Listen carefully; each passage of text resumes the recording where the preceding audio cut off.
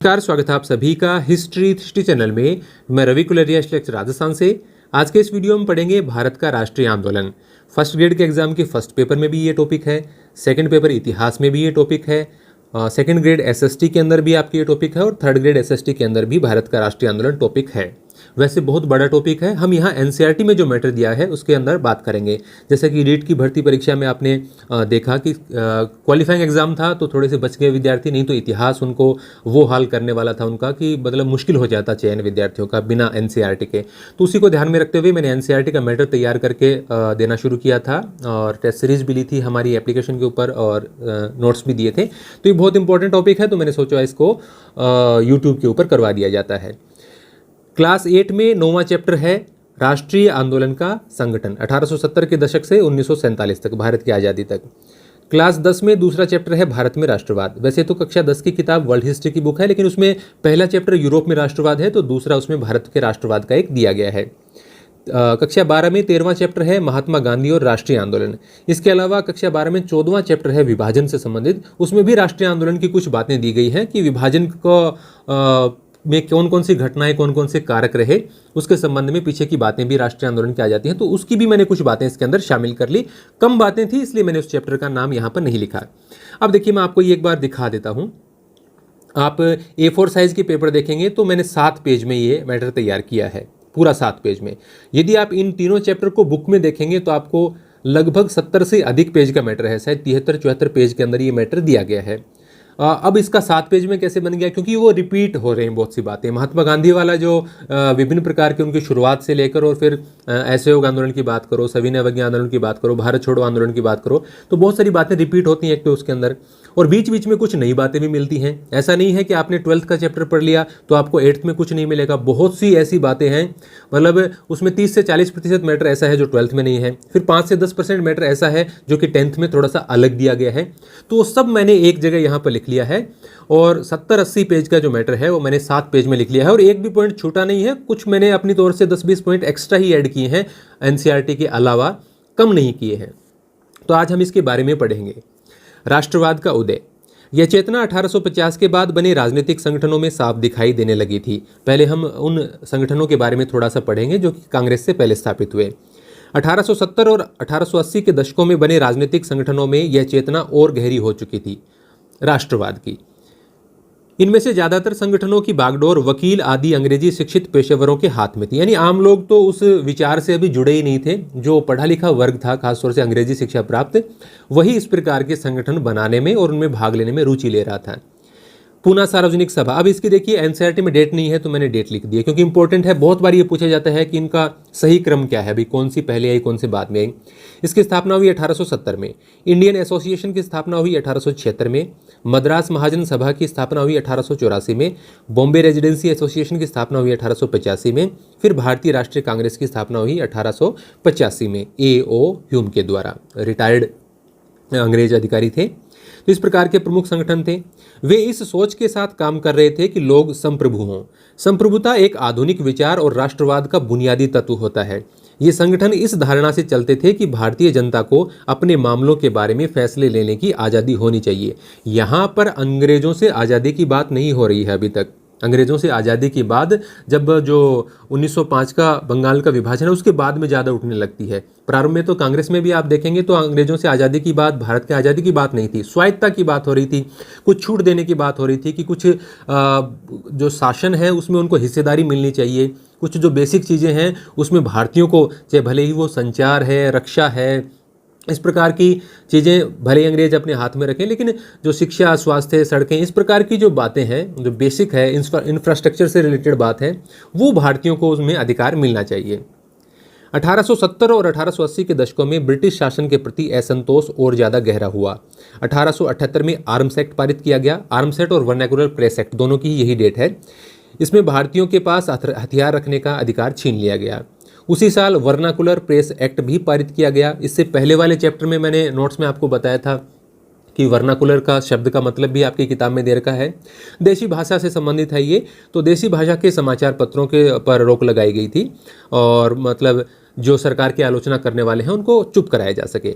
इस कानून में प्रावधान था कि अगर किसी अखबार में कोई आपत्तिजनक चीज छपती है तो सरकार उसकी प्रिंटिंग प्रेस सहित सारी संपत्ति को जब्त कर सकती है।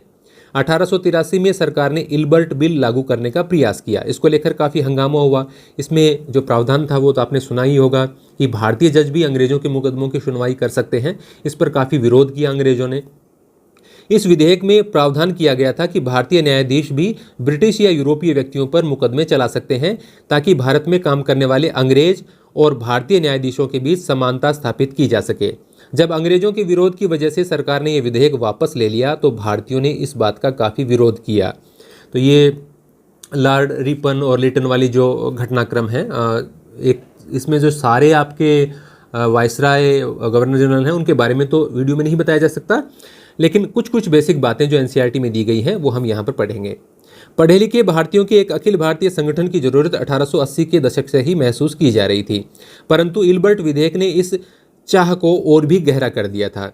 1885 में देश भर के 72 प्रतिनिधियों ने बंबई में सभा करके भारतीय राष्ट्रीय कांग्रेस की स्थापना करने का फैसला किया। कांग्रेस की स्थापना किसने की? A.O. ह्यूम ने की। और कांग्रेस का जो पहला सम्मेलन हुआ बंबई में, वहां पर 72 प्रतिनिधियों ने हिस्सा लिया। उसी समय कलकत्ता में जो अधिवेशन चल रहा था एक दूसरा, उसके कारण कलकत्ता के नेता नहीं आए थे बहुत सारे। संगठन के प्रारंभिक नेताओं में देखिए दादाभाई नौरोजी, विहिरोज शाह मेहता, बदरुद्दीन तैयब जी, WC बनर्जी, सुरेंद्रनाथ बनर्जी, रोमेश चंद्र दत्त, S सुब्रमण्यम अय्यर और अन्य प्राय बंबई और कलकत्ता के ही थे। नौरोजी व्यवसायी और प्रचारक थे। वे लंदन में रहते थे और कुछ समय के लिए ब्रिटिश संसद के सदस्य भी रहे थे। जनवरी 1886 में द इंडियन मिरर नामक अखबार ने लिखा, बंबई में आयोजित प्रथम राष्ट्रीय कांग्रेस हमारे देश की भावी संसद का केंद्रक है और यह हमारे देशवासियों के लिए अकल्पनीय रूप से लाभकारी परिणामों को जन्म देगी। कौन से अखबार में छपा है ये? इंडियन मिरर में। बदरुद्दीन तैयब जी ने, जो तीसरे अध्यक्ष थे, 1887 में अध्यक्ष की हैसियत से कांग्रेस को संबोधित करते हुए कहा था, यह कांग्रेस भारत के किसी एक वर्ग या समुदाय के प्रतिनिधियों से मिलकर नहीं बनी है, बल्कि यह भारत के सभी समुदायों की संस्था है। ये तीसरे अधिवेशन के दौरान जो अध्यक्ष थे बदरुद्दीन तैयब जी, उनका कथन है। दादाभाई नौरोजी ने अपनी पुस्तक poverty and un-British rule in India में ब्रिटिश शासन के आर्थिक परिणामों की तीखी आलोचना की। तो ये किताब का बहुत बार विवरण पूछ लिया जाता है। उभरता हुआ राष्ट्र। अपने पहले 20 सालों में कांग्रेस अपने उद्देश्य और तरीकों में मध्यमार्गी पार्टी थी। इस दौरान कांग्रेस ने सरकार और शासन में भारतीयों को और ज्यादा जगह दिए जाने की आवाज उठाई, जिसके बारे में हमने वीडियो के शुरू में बात की थी। कांग्रेस का आग्रह था कि विधान परिषदों में भारतीयों को ज्यादा जगह दी जाए, परिषदों को ज्यादा अधिकार दिए जाएं और जिन प्रांतों में परिषदें नहीं हैं वहां उनका गठन किया जाए। कांग्रेस चाहती थी कि सरकार में भारतीयों को भी ऊंचे पद दिए जाएं। इस काम के लिए उसने मांग की कि सिविल सेवा के लिए लंदन के साथ साथ भारत में भी परीक्षा आयोजित की जाए, जो कि पहले सिर्फ लंदन में आयोजित की जाती थी। गर्मपंथियों का उदय। 1890 के दशक तक बहुत सारे लोग कांग्रेस के राजनीतिक तौर तरीकों पर सवाल खड़ा करने लगे थे।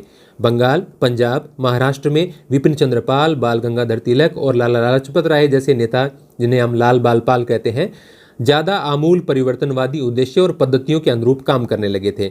उन्होंने निवेदन की राजनीति या याचना की जो राजनीति है कांग्रेस के उदारवादी नेताओं द्वारा की जा रही थी, उसके लिए नरमपंथियों की आलोचना की और आत्मनिर्भरता तथा रचनात्मक कार्यों के महत्व पर जोर दिया।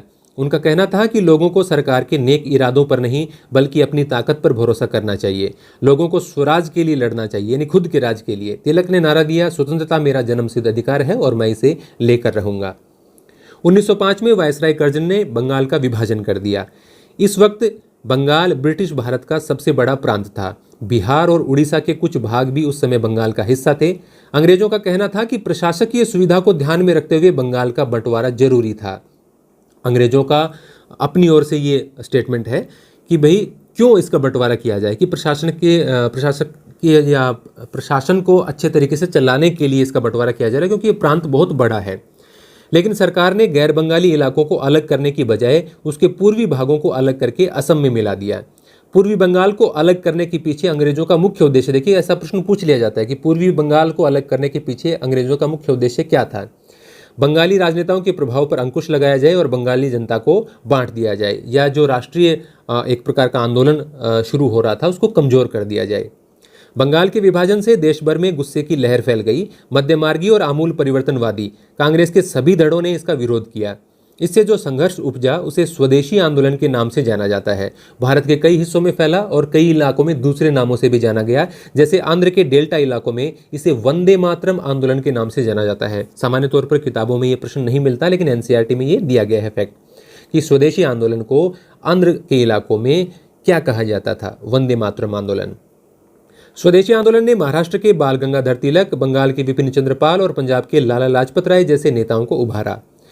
भारत माता की छवि के, अभी जो आप भारत माता की जो छवि देखते हैं वैसी छवि शुरू में नहीं थी। इस छवि के निर्माण का आरंभ किया बंकिम चंद्र चट्टोपाध्याय ने, या बंकिम चंद्र चटर्जी कह दीजिए आप इनको। 1870 के दशक में उन्होंने मातृभूमि की स्तुति के रूप में वंदे मातरम गीत लिखा, जिसे बाद में उन्होंने अपने उपन्यास आनंद मठ में शामिल कर लिया।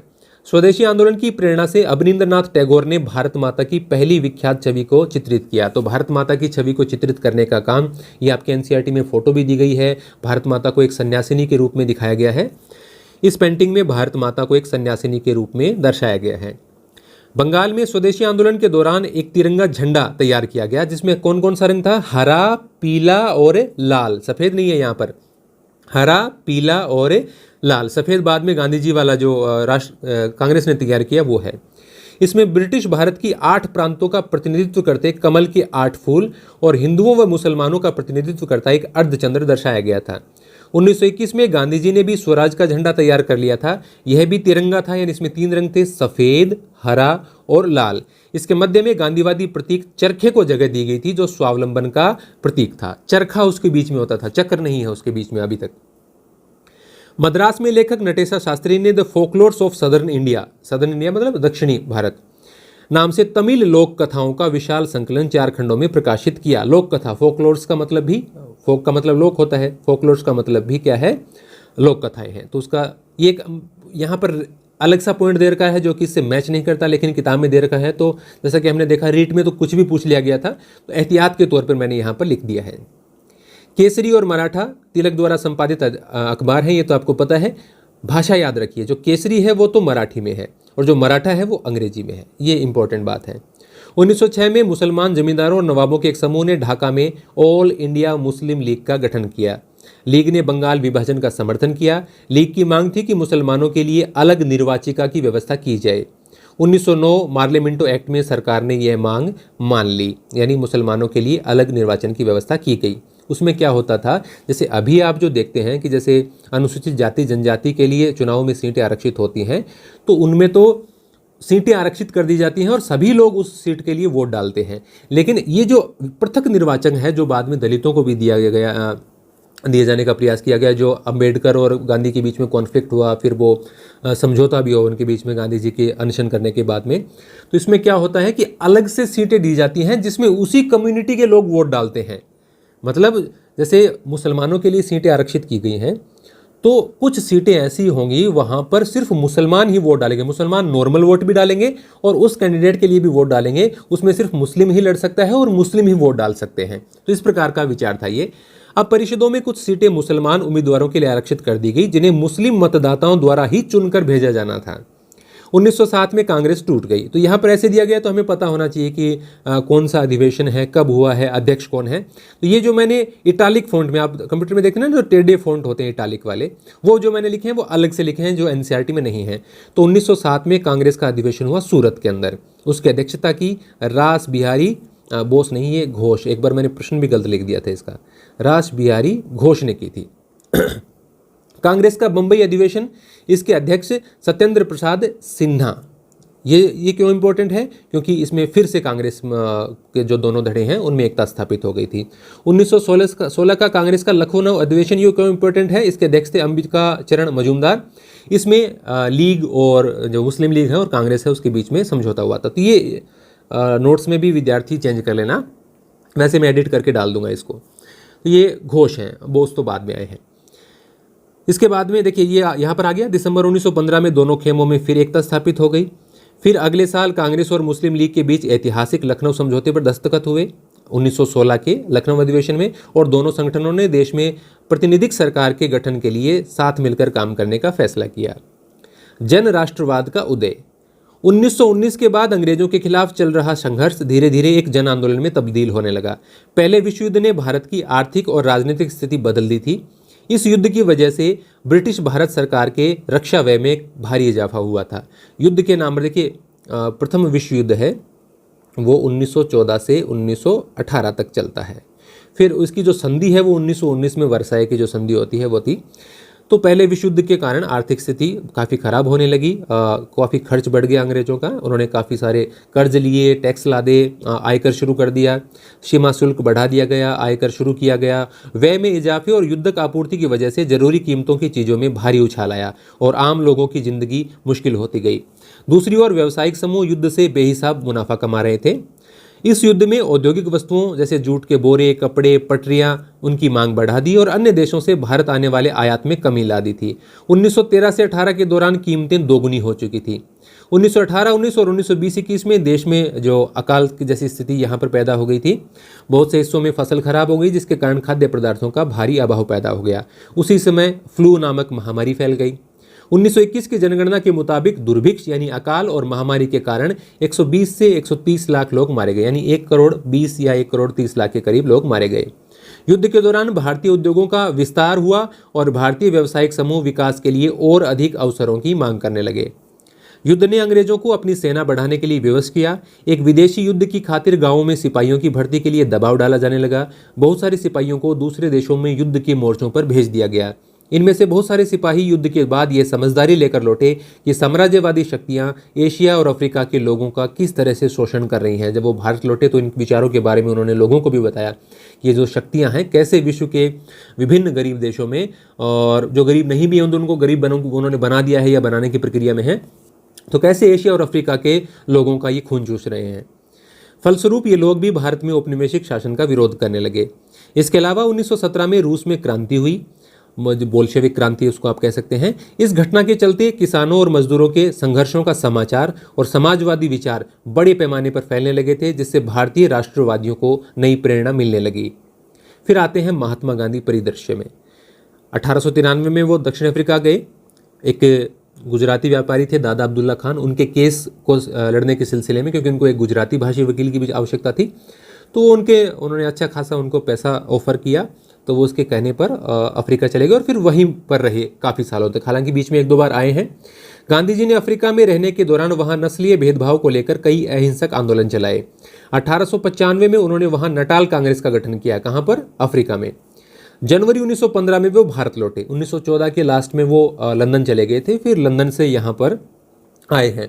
और वैसे मैंने गांधी जी के बारे में तो 200 प्रश्न अलग से, जो रामचंद्र गुहा की पुस्तक है उससे अलग से निकाल के दे दिए थे, जो इतिहास के विद्यार्थी हैं खासतौर से फर्स्ट ग्रेड में सेकंड पेपर के लिए। अपने राजनीतिक गुरु गोपाल कृष्ण गोखले की सलाह पर उन्होंने 1 साल तक पूरे भारत का दौरा किया। गोपाल कृष्ण गोखले कांग्रेस के उदारवादी नेता थे और गांधी जी उन्हें अपना राजनीतिक गुरु मानते। तो उन्होंने सलाह दी कि आप इतने समय तक भारत से बाहर रहे हैं, तो भारत की परिस्थितियों को समझने के लिए 1 साल तक भारत का भ्रमण करो। भारत में उनकी पहली सार्वजनिक उपस्थिति, वैसे तो वो आए, उनका स्वागत हुआ कई कार्यक्रम में, वो अलग बात है, लेकिन सार्वजनिक रूप से एक बड़ा कार्यक्रम बनारस हिंदू विश्वविद्यालय का जो उद्घाटन हो रहा था 1916 में, उसमें, और उन्होंने उसमें भाषण भी दिया। ये उद्घाटन समारोह 4 से 8 फरवरी को हुआ। इसकी अध्यक्षता उस समय के वायसराय लॉर्ड हार्डिंग ने की। गांधी जी ने 6 फरवरी को इसमें भाषण दिया, और गांधी जी ने भाषण दिया तब लॉर्ड हार्डिंग नहीं थे, वो शायद शुरुआत के 1 या 2 दिन ही रहे थे। तो गांधी जी ने जब भाषण दिया तो वहाँ के भारत के जो प्रिंसली स्टेट्स के जो राजा थे वो मतलब अपने बहुत सारे तामझाम के साथ वहाँ पर उपस्थित थे। उनकी ड्रेसेस वगैरह, उनके गहने, उनका जो बग्घियाँ और उनके जो नौकर चाकर, मतलब बड़ा लवाजमा था उनका वहाँ पर। तो जैसे वो सज धज के बैठे थे तो उन्होंने उनकी काफ़ी आलोचना की और काफ़ी सारी बातें कही। पीछे एनी बेसेंट बैठी थी, उन्होंने गांधी जी को इशारा भी किया कि भाई रुक जाओ, इतना ज़्यादा मत कहो, और काफ़ी राजा वगैरह उठकर भी जाने लगे, लेकिन गांधी जी नहीं रुके और उन्होंने अपनी बात पूरी तरीके से रखी। गांधी जी ने कहा, हमारे लिए स्वशासन का तब तक कोई अभिप्राय नहीं है जब तक हम किसानों से उनके श्रम का लगभग संपूर्ण लाभ स्वयं अथवा अन्य लोगों को लेने की अनुमति देते रहेंगे। हमारी मुक्ति केवल किसानों के माध्यम से हो सकती है, न तो वकील, न डॉक्टर, न ही जमींदार इसे सुरक्षित रख सकते हैं। यानी वो किसानों के महत्व की ओर, उनके उत्थान के लिए क्या प्रयास करने चाहिए उसकी ओर इशारा कर रहे हैं। उनके शुरुआती आंदोलन चंपारण के किसानों के लिए, अहमदाबाद के मिल मजदूरों के लिए और खेड़ा के किसानों के लिए थे। अब ये क्रम याद रखो, पहले चंपारण, दूसरा अहमदाबाद, तीसरा खेड़ा गुजरात में। दूसरा अहमदाबाद भी गुजरात में है, चंपारण बिहार में है। अब अहमदाबाद वाला जब चल रहा है उसी के दौरान ही, मतलब थोड़ा सा आप कुछ दिन बाद में मान सकते हैं, फरवरी मार्च की ये घटनाएं हैं 1918 की, और चंपारण वाली 17 की घटना है। तो ये थोड़ा सा आप इनका क्रम थोड़ा ध्यान रखा कीजिए। इन आंदोलनों के माध्यम से उनका राजेंद्र प्रसाद और वल्लभ भाई पटेल से परिचय हुआ। दिसंबर 1916 में लखनऊ में हुए वार्षिक अधिवेशन में चंपारण से आए किसान राजकुमार शुक्ल ने उन्हें वहां अंग्रेजों द्वारा नील उत्पादक किसानों के प्रति हो रहे कठोर व्यवहार की जानकारी दी। अब बुक में हमारे राजकुमार शुक्ल का नाम नहीं है, लेकिन मैंने यहाँ पर ऐड कर दिया है। तो वहाँ पर फिर वो जाते हैं और चंपारण के जो ज़बरदस्ती नील उगवाई जा रही थी, जो शर्तें थी, उसको लेकर किसानों के आंदोलन को समर्थन देते हैं। फरवरी मार्च 1918 में गांधी जी ने अहमदाबाद की कपड़ा मिलों में काम करने वाले मजदूरों की वेतन वृद्धि और बेहतर स्थितियों की मांग हेतु आंदोलन किया। उसके बाद 1918 में ही खेड़ा गुजरात में फसल चौपट होने पर राज्य से किसानों का लगान माफ करने की मांग की। तो ये 3 आंदोलन शुरुआती आंदोलन है, लेकिन इनमें से कोई भी अखिल भारतीय आंदोलन नहीं है, किसी एक इलाके से संबंधित ही आंदोलन है ये। वहाँ पर अपने 12वीं कक्षा में एक स्टेटमेंट दे रखा है, दक्षिणी अफ्रीका ने ही गांधी जी को महात्मा बनाया। एक इतिहासकार का कथन है, उनका नाम है चंद्रन देवनेसन। रोलेट सत्याग्रह 1919 का जो रोलेट एक्ट है उसके खिलाफ जो आंदोलन हुए। 1919 में गांधी जी ने अंग्रेजों द्वारा हाल ही में पारित किए गए रोलेट कानून के खिलाफ सत्याग्रह का आह्वान किया। यह कानून अभिव्यक्ति की स्वतंत्रता जैसे मूलभूत अधिकारों पर अंकुश लगाने और पुलिस को और ज्यादा अधिकार देने के लिए लागू किया गया था। इसमें 2 साल तक बिना मुकदमा चलाए जेल में रखने का अधिकार सरकार को दिया गया और इसको काला कानून कहा गया बाद में भारतीयों द्वारा। महात्मा गांधी, मोहम्मद अली जिन्ना और अन्य नेताओं का मानना था कि सरकार के पास लोगों की बुनियादी स्वतंत्रताओं पर अंकुश लगाने का कोई अधिकार नहीं है। में किसी आरोप में गिरफ्तार किया भी जाता है तो उसको मजिस्ट्रेट के सामने पेश किया जाए, उसको सुनवाई का मौका दिया जाना चाहिए। ये क्या तरीका है कि 2 साल तक बिना किसी प्रकार की सुनवाई के, मुकदमे के लोगों को जेल में रखा जाए। उन्होंने इस कानून को शैतान की करतूत और निरंकुशवादी बताया। गांधी जी ने लोगों से आह्वान किया कि इस कानून का विरोध करने के लिए 6 अप्रैल 1919 को अहिंसक विरोध दिवस के रूप में, अपमान व याचना दिवस के रूप में मनाया जाए और हड़तालें की जाए। और 6 से 13 अप्रैल तक, 1 हफ्ते तक भी काफ़ी सारे कार्यक्रम उसमें रखे गए। गांधी जी के दिल्ली प्रवेश पर अंग्रेजों ने रोक लगा दी। अमृतसर में 10 अप्रैल को पुलिस ने शांतिपूर्ण जुलूस पर गोली चलाई, मार्शल लॉ लागू कर दिया और जनरल डायर ने कमान संभाल ली। फिर 13 अप्रैल 1919 को जो हुआ वो आप सब जानते हैं। रोलेट सत्याग्रह ब्रिटिश सरकार के खिलाफ पहला अखिल भारतीय संघर्ष था, हालांकि ये मोटे तौर पर शहरों तक ही सीमित था। अप्रैल 1919 में पूरे देश में जगह जगह जुलूस निकाले गए, हड़तालों का आयोजन किया गया। सरकार ने इन आंदोलनों को कुचलने के लिए दमनकारी रास्ता अपनाया। बैसाखी के दिन 13 अप्रैल 1919 को अमृतसर में के जलियांवाला बाग में जनरल डायर द्वारा जो गोलियां चलाई गई, जो हत्याकांड किया गया, वो भी इसी दमन का हिस्सा था। इस जनसंहार पर रविंद्रनाथ टैगोर ने अपनी पीड़ा और गुस्सा जताते हुए नाइटहुड की उपाधि वापस लौटा दी। तो एक इंपॉर्टेंट क्वेश्चन यहाँ पर ये हो जाता है। खिलाफत आंदोलन और असहयोग आंदोलन। अब गांधी जी ने, ये आप कह सकते हैं कि लगभग पूरा ही गांधी जी का प्लान था कि खिलाफत आंदोलन को असहयोग आंदोलन के साथ मिलाया जाए, ताकि जो दूरियां बढ़ रही हैं दोनों समुदायों के बीच में, तो मुसलमानों को भी ये लगे कि जो बड़ा वर्ग है, हिंदू जो लोग हैं, वो भी उनके समर्थन में है। एक जो बड़ा संगठन है कांग्रेस है, वो भी उनकी जो मांग है, जो खलीफा की सत्ता को पुनर्स्थापित करने की मांग है, उसमें सहयोग कर रहे हैं। तो हुआ क्या था, पहले विश्व युद्ध के बाद में 1920 में अंग्रेजों ने तुर्की के सुल्तान खलीफा पर बहुत सख्त संधि थोप दी थी। भारतीय मुसलमान यह भी चाहते थे कि पुराने ओटोमन साम्राज्य में स्थित पवित्र मुस्लिम स्थानों पर खलीफा का नियंत्रण बना रहना चाहिए, जिसे अंग्रेजों द्वारा स्थापित तुर्की शासक कमाल अतातुर्क ने समाप्त कर दिया था। पश्चिमी शक्तियों के सहयोग से कमाल अतातुर्क वहाँ पर शासक बने। हालांकि उन्होंने मॉडर्नाइजेशन के लिए बहुत काम किया वहाँ पर, लेकिन मुसलमान उनके विरोध में थे, खासतौर से रूढ़िवादी मुसलमान। और भारत सहित दुनिया के विभिन्न हिस्सों में जहाँ भी मुसलमान रहते थे, उन्होंने इस बात का विरोध किया। उन्होंने कहा कि सत्ता खलीफा की रहना चाहिए, और ये भी नहीं कि सांकेतिक हो कि किसी छोटे से इलाके में आप उनको शासन दे दें। एक बड़ा इलाका होना चाहिए, सम्मानजनक इलाका होना चाहिए, और खलीफा की सत्ता वहाँ पर होनी चाहिए, क्योंकि वो पूरी दुनिया के मुसलमानों का प्रतिनिधि है। इसी पर आप खलीफा के बारे में यदि आपने नहीं पढ़ा है तो पैगम्बर मोहम्मद की मृत्यु के बाद में एक इस प्रकार की चली है। वैसे वंश परंपरा की तरह चली। शुरुआत के जो 3-4 थे वो तो पैगंबर मोहम्मद के रिलेटिव थे, कोई उनका ससुर था, कोई और था, उनके रिलेटिव ही थे। लेकिन बाद में देखिए आप उनमें आपको बगदाद के भी खलीफा दिखाई देते हैं, आपको सीरिया के भी दिखाई देते हैं, आपको फिर तुर्की के भी दिखाई देते हैं। तो अब तुर्की वालों का चल रहा था, मतलब एक तरह से राजतंत्र वाला ही सिस्टम यहाँ पर हो गया था। तो खिलाफत आंदोलन के नेता मोहम्मद अली और शौकत अली थे, और 1919 में बंबई में एक खिलाफत समिति का गठन किया गया। सितंबर 1920 में कलकत्ता में हुए कांग्रेस के विशेष अधिवेशन में दो अधिवेशन है, तो दिसंबर में तो उनका होता ही था लास्ट में, ये सितंबर में विशेष अधिवेशन हुआ कलकत्ता में, जिसकी अध्यक्षता की लाला लाजपत राय ने। महात्मा गांधी ने दूसरे नेताओं को इस बात पर राजी कर लिया कि खिलाफत आंदोलन के समर्थन और स्वराज के लिए एक असहयोग आंदोलन शुरू किया जाना चाहिए। इसको स्वीकृति कब दी गई? दिसंबर 1920 में नागपुर कांग्रेस अधिवेशन में, जिसकी अध्यक्षता सी विजय राघवाचारी ने की। इसमें असहयोग कार्यक्रम को स्वीकृति प्रदान की गई और साथ साथ इसमें खिलाफत आंदोलन भी ऐड था। 1921-22 के दौरान असहयोग आंदोलन को और गति मिली। 1921 में 396 हड़तालें हुई, जिनमें 6 लाख श्रमिक शामिल थे। ये एनसीईआरटी का फैक्ट है, मैंने अपनी तौर से ऐड नहीं किया है। हजारों विद्यार्थियों ने सरकारी स्कूल कॉलेज छोड़ दिए। मोतीलाल नेहरू, CR दास, C राजगोपालाचारी और आसफ अली जैसे बहुत सारे वकीलों ने वकालत छोड़ दी। अंग्रेजों द्वारा दी गई उपाधियों को वापस लौटा दिया गया और विधानमंडलों का बहिष्कार किया गया। जगह जगह लोगों ने विदेशी कपड़ों की होली जलाई। 1920 से 1922 के बीच विदेशी कपड़ों के आयात में भारी गिरावट आ गई। कई जगहों पर लोगों ने ब्रिटिश शासन का अहिंसक विरोध किया, लेकिन कई स्थानों पर विभिन्न वर्गों और समूहों ने गांधी जी के आह्वान के अपने हिसाब से अर्थ निकाले और इस तरह के रास्ते अपनाए जो गांधी जी के विचारों से मेल नहीं खाते थे, क्योंकि संचार तंत्र, प्रचार तंत्र इतना बड़ा नहीं था कि हर जगह गांधी जी के जो मूल विचार हैं वो पहुंच जाए। तो कई जगह आंदोलन हिंसक भी हुआ, कई जगह जो लोगों ने अपने तरीके से इसको लागू करने का प्रयास किया। जैसे यहाँ पर कुछ उदाहरण दिए गए हैं। खेड़ा गुजरात में पाटीदार किसानों ने अंग्रेजों द्वारा थोप दिए गए भारी लगान के खिलाफ अहिंसक अभियान चलाया। तटीय आंध्र प्रदेश और तमिलनाडु के भीतरी भागों में शराब की दुकानों की घेरेबंदी की गई और इसके लिए 10वीं कक्षा में एक शब्द दिया गया है, पिकेटिंग।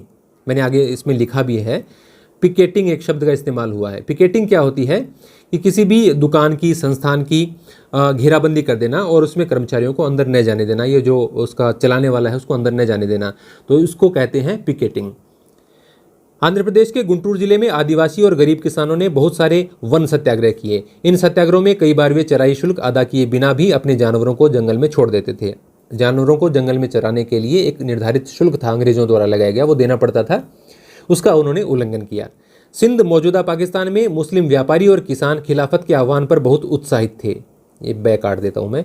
बंगाल में भी खिलाफत असहयोग के गठबंधन ने जबरदस्त सांप्रदायिक एकता को जन्म दिया। पंजाब में सिखों के अकाली आंदोलन ने अंग्रेजों की सहायता से गुरुद्वारों में जमे बैठे भ्रष्ट महंतों को हटाने के लिए आंदोलन चलाया। यानी ये आंदोलन था तो कुछ और, लेकिन कई इलाकों में लोगों ने इसको अलग अलग तरीके से, इसका मॉडिफिकेशन आप कह सकते हैं, किया। असम में गांधी महाराज की जय के नारे लगाते हुए चाय बागान मजदूरों ने अपनी तनख्वाह में इजाफे की मांग शुरू कर दी। उस दौर के बहुत सारे असमिया वैष्णव गीतों में कृष्ण की जगह गांधी राज का यशगान किया जाने लगा। आप 12th की किताब में देखोगे तो एक पूरा इसमें दिया गया है। आगे एक मैंने किताब का भी नाम लिखा है उस किताब के हवाले से कि किस प्रकार से गांधी जी को एक महात्मा, एक चमत्कारी शक्तियों वाला नेता, या आप कह सकते हैं भगवान का भी कई इलाकों में दर्जा दे दिया गया था। और ये भी कहा जाने लगा था कि जैसे हम कहते हैं ना कि ये हो जाएगा, ईश्वर ये कर देगा, या इस प्रकार से, तो ऐसी चमत्कारिक शक्तियों की भी बात होने लगी थी कि तुम यदि ऐसा करोगे तो गांधी बाबा का मतलब आपको श्राप लगेगा, इस प्रकार की बातें। 1859 में देखो ये जो असम में जो चाय बागान है उसमें विरोध क्यों हो रहा था, उसका भी कारण दिया गया है कि 1859 में बने इनलैंड इमिग्रेशन एक्ट, इनलैंड है ये, इंग्लैंड नहीं है, तहत बागानों में काम करने वाले मजदूरों को बिना इजाजत बागान से बाहर जाने की छूट नहीं होती थी। अवध में सन्यासी बाबा रामचंद्र किसानों का नेतृत्व कर रहे थे। बाबा रामचंद्र पहले फिजी में गिरमिटिया मजदूर के तौर पर काम कर चुके थे। जो मजदूर उपनिवेशों में काम करने के लिए भेजे जाते थे उनको गिरमिटिया कहते थे। आंध्र प्रदेश में अल्लूरी सीताराम राजू ने अपने पास विशेष चमत्कारिक शक्तियां होने का दावा करते हुए आदिवासियों का नेतृत्व किया। वे सटीक खगोलीय अनुमान लगाने, लोगों को स्वस्थ करने और खुद के गोलियों से भी न मरने का दावा करते थे, लेकिन बाद में वो पकड़े गए और उनको फांसी भी दी गई 1924 में। अभी करंट में भी इसका क्वेश्चन आ सकता है कि आपने देखा होगा कि प्रधानमंत्री नरेंद्र मोदी द्वारा आंध्र प्रदेश में अल्लूरी सीताराम राजू की एक प्रतिमा का अनावरण किया गया था। महात्मा गांधी के अमेरिकी जीवनीकार लुई फिशर, इनकी किताब का कई बार पूछ लिया जाता है। किताब में अपनी जो एनसीईआरटी उसमें बुक का नाम नहीं था, तो मैंने लिख दिया है the life of Mahatma Gandhi. उसमें उन्होंने लिखा है कि असहयोग भारत और गांधी जी के जीवन के एक युग का ही नाम हो गया। असहयोग शांति की दृष्टि से नकारात्मक किंतु प्रभाव की दृष्टि से बहुत सकारात्मक था। ये कथन पूछा हुआ है कई बार एग्जाम में कि किसका कथन है कि असहयोग शांति की दृष्टि से नकारात्मक किंतु प्रभाव की दृष्टि से बहुत सकारात्मक था। इसके लिए प्रतिवाद, परित्याग और स्वयं अनुशासन आवश्यक था, या स्व अनुशासन आप कह सकते हैं। यह स्वयं शासन के लिए एक प्रशिक्षण था। तो ये पूरा ही कथन है लुई फिशर का। 1909 में लिखी महात्मा गांधी की किताब हिंद स्वराज, उसमें गांधी जी ब्रिटिश सरकार का असहयोग करने पर ब्रिटिश शासन के ढहने की बात उन्होंने लिखी थी। इस किताब में वो लिखते हैं कि अंग्रेजों का पूरा जो प्रशासन है वो भारतीयों के सहयोग से ही चल रहा है और यदि भारतीय सहयोग नहीं करें तो उनका शासन कुछ ही दिन में समाप्त हो जाएगा। पिकेटिंग, जैसा कि मैंने आपको बताया कि रास्ता रोक लेते हैं, सब बातें बता दी। 1922 से 1929 की घटनाएं। असहयोग आंदोलन में गांधी जी की गिरफ्तारी के बाद में असहयोग आंदोलन जो समाप्त हुआ, चोरी चौरा की घटना के बाद में गांधी जी ने वापस लिया, काफ़ी आलोचना भी हुई। उसके बाद से लेकर 1929 यानी असहयोग से लेकर और दांडी मार्च तक की जो घटनाएं हैं वो यहाँ पर दी गई हैं। महात्मा गांधी हिंसक आंदोलनों के विरुद्ध थे, इसी कारण 1922 में 4 फरवरी, देखिए पहले किताबों में 5 फरवरी आता था, अभी 4 फरवरी मतलब कन्फर्म हो गया है, में जब किसानों की एक भीड़ ने गोरखपुर के चोरी चौरा पुलिस थाने पर हमला कर उसे जला दिया तो गांधी जी ने अचानक असहयोग आंदोलन वापस ले लिया। उस दिन 22 पुलिस वाले मारे गए थे। गांधी जी ने आंदोलन समाप्त कर दिया। मार्च 1922 में उन्हें राजद्रोह के आरोप में गिरफ्तार कर लिया गया। उनके मुकदमे की सुनवाई करने वाले जज थे C.N. ब्रूमफील्ड, काफ़ी इंपॉर्टेंट है। उनका काफ़ी बड़ा सारा कथन दे रखा है, मैंने थोड़ा सा शॉर्ट में लिखा है और उसकी इंपॉर्टेंट बात है वो यहाँ पर हाईलाइट की है। इस तथ्य को नकारना असंभव होगा कि मैंने आज तक जिनकी जांच की है अथवा करूंगा, आप उनसे भिन्न श्रेणी के हैं। राजनीति में जो लोग आपसे भिन्न मत रखते हैं वो भी आपको उच्च आदर्शों और पवित्र जीवन जीने वाले व्यक्ति के रूप में याद रखते हैं। यदि भारत में घट रही घटनाओं की वजह से सरकार के लिए सजा के वर्षों में कमी और आपको मुक्त करना संभव हुआ तो इससे मुझसे ज़्यादा कोई प्रसन्न नहीं होगा। उन्होंने कहा कि मेरे हाथ कानून से बंधे हुए हैं और मेरा सज़ा देना जरूरी है कानूनन, लेकिन यदि आपको सरकार माफ़ करती है, सज़ा कम करती है तो मुझे बहुत खुशी होगी। और ऐसा कहते हुए उन्होंने गांधी जी को 6 साल की सज़ा सुनाई, लेकिन गांधी जी को फरवरी 1924 में जेल से रिहा कर दिया गया। गांधी जी को रविंद्रनाथ टैगोर ने महात्मा कहा, अनेकों बार ये क्वेश्चन आ चुका है, लेकिन रामचंद्र गुहा जो कि गांधी जी के जीवन पर लिखने वाले एक प्रमुख इतिहासकार हैं, उन्होंने अपनी किताब में बताया है कि प्राण जीवन मेहता ने सबसे पहले गांधी जी को महात्मा कहा था, रविंद्रनाथ टैगोर से काफ़ी पहले कहा था। लेकिन सामान्य तौर पर यह प्रश्न नहीं पूछा जाता, रविंद्रनाथ टैगोर का ही ऑप्शन आता है और यही सही माना जाता है। इन्होंने कहा तो है लेकिन पहले नहीं कहा, तो मैं रविंद्रनाथ टैगोर ही याद रखिए। कल को हो सकता है कोई नए प्रकार के तथ्य पढ़ने वाला टीचर है वो इस प्रकार का दे दे, तो आप प्राणजीवन मेहता भी थोड़ा सा याद रख लें। असहयोग आंदोलन खत्म होने के बाद गांधी जी के अनुयायी ग्रामीण इलाकों में रचनात्मक कार्य शुरू करने पर जोर देने लगे थे। गांधी जी ने यंग इंडिया अखबार में मशीनों के प्रति बढ़ती सनक, चरखे के महत्व और खादी के संबंध में कई लेख लिखे। अब देखिए एक आधा पेज NCERT में भर रखा है जिसमें वो बताते हैं कि मैं मशीनों के पूरी तरह खिलाफ नहीं हूँ या इस प्रकार की बातें हैं। तो वैसा कोई कथन है तो आप मान लीजिए गांधी जी ने यंग इंडिया में लिखा है। किसके प्रति है वो, किसके संबंध में है? मशीनों के प्रति बढ़ती सनक, चरखे का महत्व और खादी के संबंध में कई लेख उन्होंने किस में लिखे? यंग इंडिया में। राष्ट्रवादी संदेश का संचार करने के लिए उन्होंने अंग्रेजी की बजाय मातृभाषा को चुनने पर जोर दिया। कांग्रेस के समर्थकों में बहुत सारे भारतीय उद्यमी भी थे, बिजनेसमैन भी थे, जिनमें सबसे प्रमुख नाम आता है घनश्याम दास बिड़ला का। गांधी जी एज महात्मा, शाहिद अमीन की पुस्तक है, ये NCERT में भी दे रखा है और उसी किताब में वो बताते हैं कि अलग अलग इलाकों में कैसे गांधी जी को एक चमत्कारिक शक्तियों वाला व्यक्ति भी मान लिया गया था। चित्तरंजन दास और मोतीलाल नेहरू जैसे अन्य नेताओं की दलील थी कि पार्टी को परिषद चुनावों में हिस्सा लेना चाहिए, जबकि कांग्रेस का एक धड़ा कह रहा था कि हम चुनाव का बहिष्कार करेंगे। वो कहते हैं कि परिषदों के चुनाव में हमें भाग लेना चाहिए और उसके अंदर से हमें नीतियों को प्रभावित करने की कोशिश करनी चाहिए। तो उन्होंने कांग्रेस के अंदर ही एक अलग संगठन बनाया, स्वराज पार्टी, 1923 में।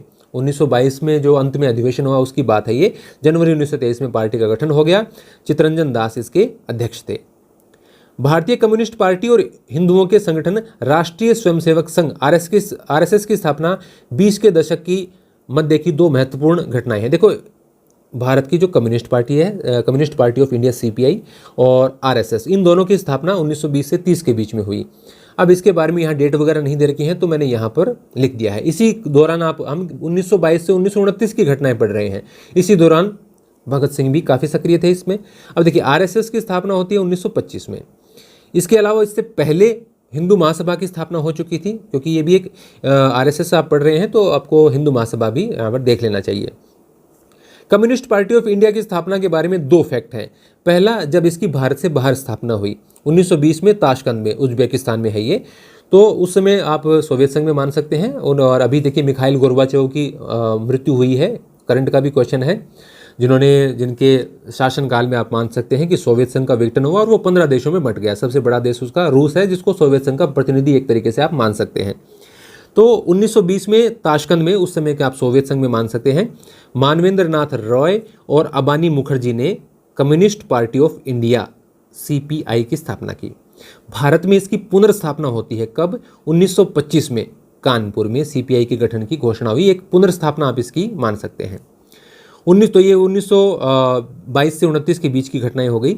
1925 में स्थापना हुई है। तो 1920 में भारतीय औद्योगिक एवं व्यावसायिक कांग्रेस, ये देखिए 1922 की घटना नहीं है, और जिस बुक में ये दिया गया था उसमें दिया भी नहीं है। अपनी मैंने बताया ना 3 किताबों के मैटर मैंने इसमें लिखे हैं, 8वीं 10वीं और 12वीं के, तो किसी दूसरी में 1-2 फैक्ट थे जो मैंने इसके अंदर डाल दिए। तो भारतीय औद्योगिक एवं व्यावसायिक Congress, Indian industrial and commercial Congress की स्थापना हुई 1920 में। 1927 में स्थापना हुई फिक्की की, भारतीय वाणिज्य एवं उद्योग परिसंघ, federation of Indian chambers and commerce and industry, FICCI की स्थापना हुई, जो मैंने आपको कल करंट अफेयर के टेस्ट में भी क्वेश्चन दिया था। साइमन कमीशन 1927, मैंने फिक्की का अध्यक्ष पूछा था कल आपसे। साइमन कमीशन 1927 में ब्रिटेन की नई टोरी सरकार ने, दल का नाम है लॉर्ड जॉन साइमन, जो कि लिबरल पार्टी से संबंधित थे, 4 सदस्य, 2 सदस्य, 1 सदस्य, 3 पार्टियों के थे। तो इनकी अध्यक्षता में एक आयोग का गठन किया। इसमें अध्यक्ष सहित कुल 7 सदस्य थे। ये पूरा मैटर NCERT में नहीं है, तो मैंने यहाँ पर ये ऐड कर दिया है। ये नीचे वाला पूरा ही मैंने ज़्यादातर ऐड किया है, दोनों तीनों लाइन। ये साइमन गो बैक तो दिया हुआ ही है। एक इसमें सदस्य हैं जिनको खासतौर से इंपॉर्टेंट है, हमें याद रखना चाहिए। देखिए जॉन साइमन तो है ही इसके अध्यक्ष। जॉन साइमन के असिस्टेंट के रूप में इसमें एक सदस्य थे, उनका नाम था क्लेमेंट एटली, जो आप देखते हैं कि चर्चिल के बाद में प्रधानमंत्री भी बने थे। भारत की आज़ादी के समय आपने इनका नाम सुना होगा, जो बाद में ब्रिटेन के प्रधानमंत्री बने। इनमें कोई भी सदस्य भारतीय नहीं था, इसके कारण भारत में इसका काफ़ी विरोध हुआ और साइमन गो बैक, साइमन वापस जाओगे नारे लगे। देखिए 1927 में गठन हुआ, 1928 में साइमन कमीशन भारत आया। इस विरोध को शांत करने के लिए वायसराय लॉर्ड इरविन ने अक्टूबर में भारत के लिए डोमिनियन स्टेटस का गोलमाल से ऐलान कर दिया। मतलब डोमिनियन स्टेटस का मतलब भारत की आज़ादी नहीं है, मतलब आंतरिक हिस्सों में शासन भारतीय चलाएं और जो मुख्य हैं विदेशी संबंध हैं, रक्षा है, संचार है, उन पर नियंत्रण अंग्रेज रखें। तो लेकिन उन्होंने एक फौरी सी घोषणा की थी, इसकी कोई रूपरेखा नहीं बताई, कब दिया जाएगा ये भी नहीं बताया, कोई समय सीमा इसकी नहीं बताई। उन्होंने सिर्फ इतना कहा कि भावी संविधान के बारे में चर्चा करने के लिए राउंड टेबल कॉन्फ्रेंस यानी गोलमेज सम्मेलन आयोजित किए जाएंगे। और जो तीनों गोलमेज सम्मेलन है उसके बारे में आप इतिहास में पढ़ते ही हैं।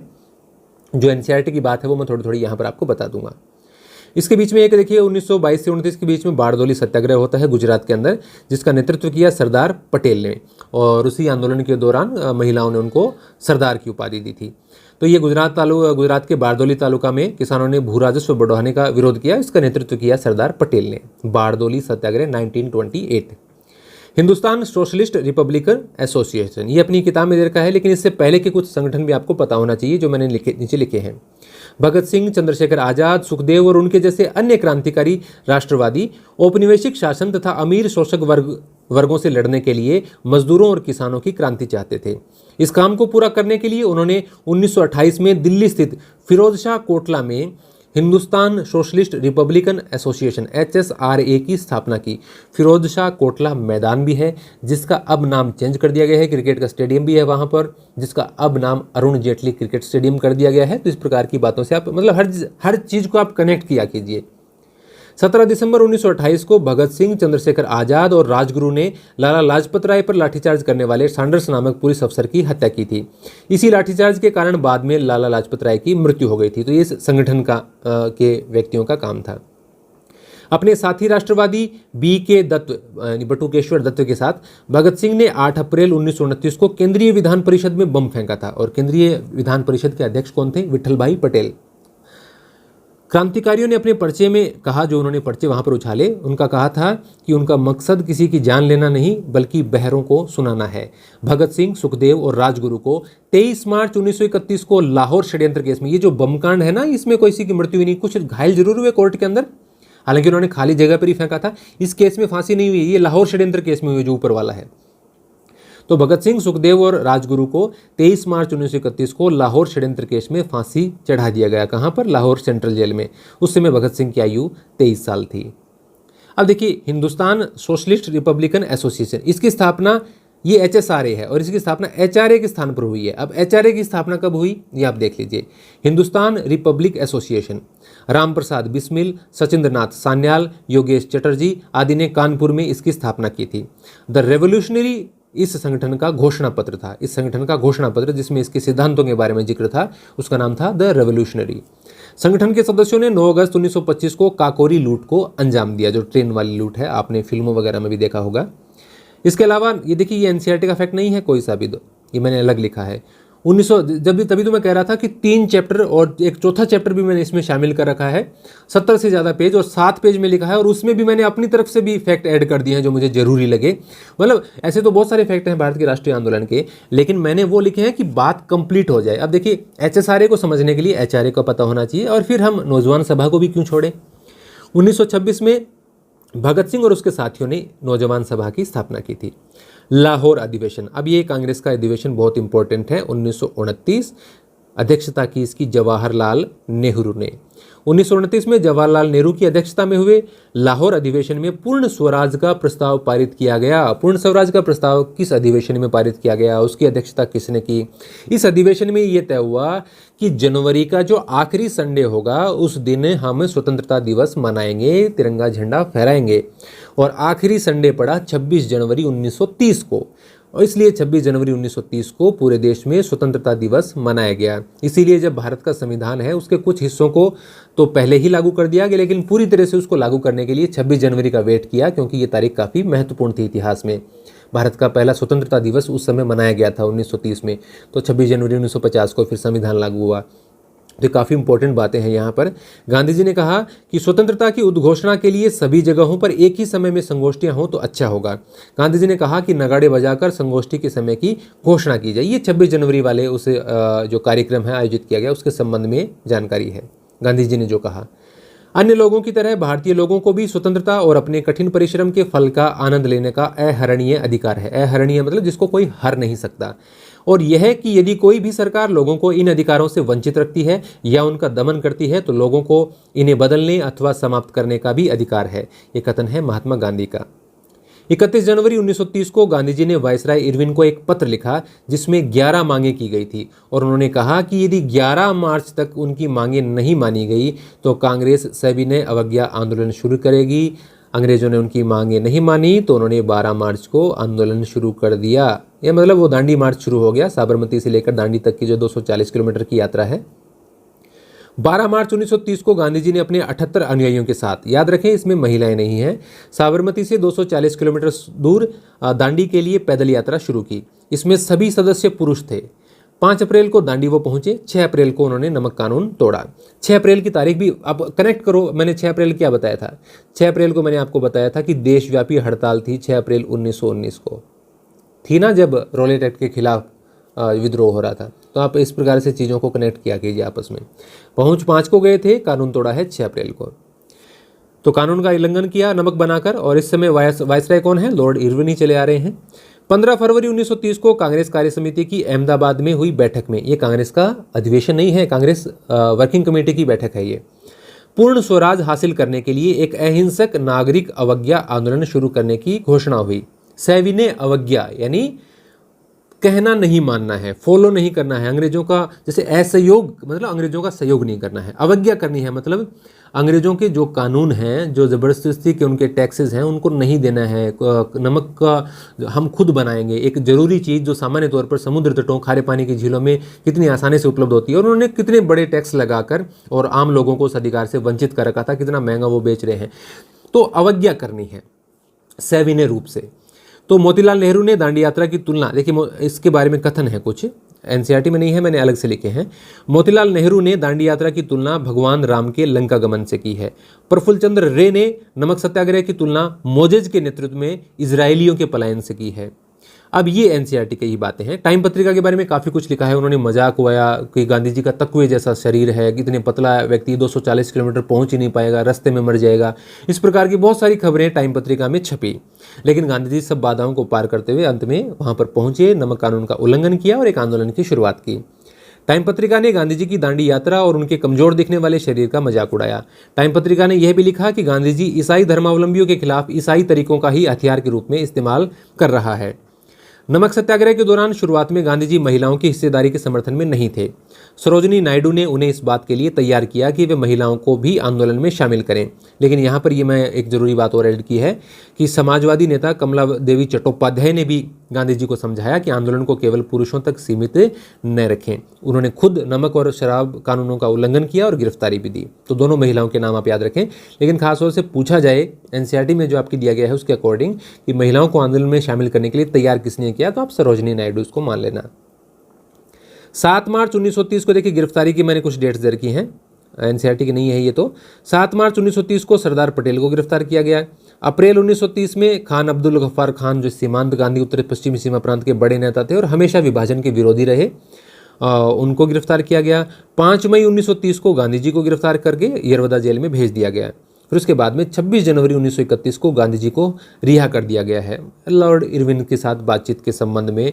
फिर बाद में वो आप जानते हैं कि दूसरे गोलमेज सम्मेलन में भी कांग्रेस के एकमात्र प्रतिनिधि के रूप में भी भाग लेने गए थे। ये एनसीईआरटी में दे रखा है कि विविध वृत्त नाम का एक समाचार पत्र था, मध्य मार्गी अखबार, उसने आंदोलन की व्यर्थता की ओर संकेत किया है कि यह आंदोलन कोई काम का नहीं है। गांधी इरविन समझौता 5 मार्च 1931 को हुआ। इसकी शर्तों में क्या था कि सविनय अवज्ञा आंदोलन गांधी जी वापस ले लेंगे, कांग्रेस पार्टी वापस ले लेगी। सभी कैदियों को, जो कि सभी कैदी का मतलब ये नहीं कि जेल में है उनको, सबको जो इस आंदोलन के दौरान गिरफ्तार हुए हैं उनको रिहा कर दिया जाएगा। तटीय इलाकों में नमक उत्पादन की अनुमति दी जाएगी, जो तटीय इलाकों में लोग रहते हैं उनको। शांतिपूर्ण प्रदर्शनकारियों पर बल प्रयोग नहीं किया जाएगा। ये सविनय अवज्ञा आंदोलन को स्थगित करने के लिए गांधी इरविन के बीच में जो समझौता हुआ उसकी शर्तें हैं और गांधी जी इसमें मान गए कि वो दूसरे गोलमेज सम्मेलन में भाग लेंगे। उग्र राष्ट्रवादियों ने इस समझौते की आलोचना की क्योंकि गांधी जी वायसराय से भारतीयों के लिए राजनीतिक स्वतंत्रता, जो डोमिनियन स्टेटस की आप बात करते हैं, वो हासिल नहीं कर पाए थे। अब पहला गोलमेज सम्मेलन जिसमें गांधी जी ने भाग नहीं लिया और उसमें उस समय तो आंदोलन चल ही रहा था सविनय अवज्ञा, तो यह नवंबर 1930 से जनवरी 1931 तक सेंट जेम्स पैलेस लंदन में आयोजित हुआ था। आपने देखा भी था कि पहले का पूछा था कि दूसरे का पूछा था। अभी यूपीपीजीटी जो पिछले साल हुई 2021 में, उसमें ये पूछ लिया गया कि कहाँ पर गोलमेज सम्मेलन आयोजित हुआ, तो सेंट जेम्स पैलेस में। इतिहासकार, अब उसमें कांग्रेस तो शामिल हुई नहीं, तो इतिहासकार बिपिन चंद्र ने कहा है कि कांग्रेस के बिना भारतीय मामलों से संबंधित कोई सम्मेलन वैसे ही था जैसे कि राम के बिना रामलीला का प्रदर्शन। सेंट जेम्स पैलेस लंदन में दूसरे गोलमेज सम्मेलन, जो कि सितंबर 1931 से दिसंबर 1931 के बीच आयोजित हुआ, गांधी जी ने कांग्रेस का नेतृत्व किया। सरोजिनी नायडू आप कांग्रेस की नेता मान सकते हैं, लेकिन कांग्रेस की प्रतिनिधि के रूप में नहीं, महिला प्रतिनिधियों के रूप में वो उसमें शामिल हुई। इसके अलावा बेगम जहां आरा भी थी, राधाबाई सुब्रायन भी थी, सुब्रायन ही है, सुब्रमण्यम नहीं है, तो वो भी शामिल थी। तो बेगम जहां आरा, शाहनवाज, ये तीन महिलाएं थी उसके अंदर, और बाकी काफ़ी सारे सदस्य हैं। अब उसमें अलग अलग प्रकार के क्वेश्चन भी पूछ लिए जाते हैं। बी आर अम्बेडकर तीनों में शामिल हुए। अब मुस्लिम लीग से कौन शामिल हुआ, प्रिंसली स्टेट्स से कौन कौन गए, तो वैसे तो बहुत लंबा चौड़ा काम है, लेकिन मैं एनसीईआरटी के अकॉर्डिंग यहाँ पर बात कर रहा हूँ। ये बेगम जहारा वगैरह ये भी मैंने अलग से लिखा है। ये जो बिपिन चंद्र वाला कथन है ये भी मैंने अलग से लिखा है।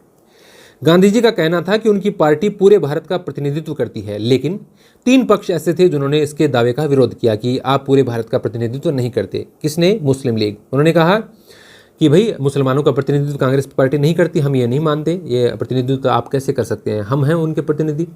देशी रियासतों ने कहा कि आप तो, आपका जो आंदोलन वगैरह भी है या आपका जो संगठन है वो भी काम ज़्यादातर कहाँ पर करता है, जो कि ब्रिटिश प्रांत है, जबकि प्रिंसली स्टेट में आपका कोई रोल ही नहीं है, तो आप हमारे प्रतिनिधि कैसे हो सकते हैं। इसके अलावा डॉक्टर अम्बेडकर ने कहा कि आप दलितों के प्रतिनिधि नहीं हैं, दलितों का प्रतिनिधि तो मैं हूँ। तो इन तीनों ने महात्मा गांधी के इस दावे को खारिज किया कि कांग्रेस पार्टी पूरे भारत का प्रतिनिधित्व करती है। गांधी जी ने निम्न जातियों के लिए पृथक जो निर्वाचिका का मांग है उसका विरोध किया, जो कि अम्बेडकर मांग कर रहे थे।